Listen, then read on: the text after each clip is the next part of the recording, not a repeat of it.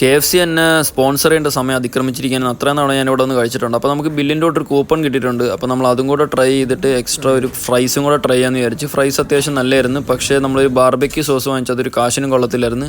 അതിനുശേഷം നേരെ പോയിട്ട് ഒരു ആൻറ്റി ഓക്സിഡൻറ്റ് ഡ്രിങ്ക് വാങ്ങിച്ച് കുടിച്ചു നോക്കി. ജസ്റ്റ് ട്രൈ ചെയ്തതാണ്. ഒരു കഷായത്തിൻ്റെയൊക്കെ ഒരു ടേസ്റ്റ് ആയിരുന്നു, എങ്കിലും കുഴപ്പമില്ല, ഹെൽത്തിയാന്ന് വിചാരിച്ച് വാങ്ങിച്ചതാണ്.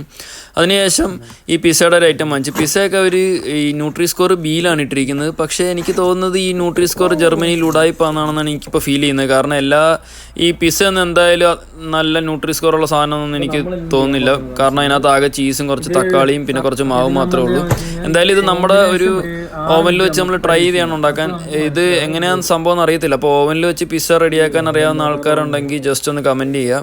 എന്തായാലും നമുക്ക് അറിയാവുന്ന പോലൊക്കെ ജസ്റ്റ് ഒന്ന് ആ ചീസൊക്കെ ഒന്ന് ഉരുക്കിയെടുത്ത് കഴിച്ചു നോക്കി.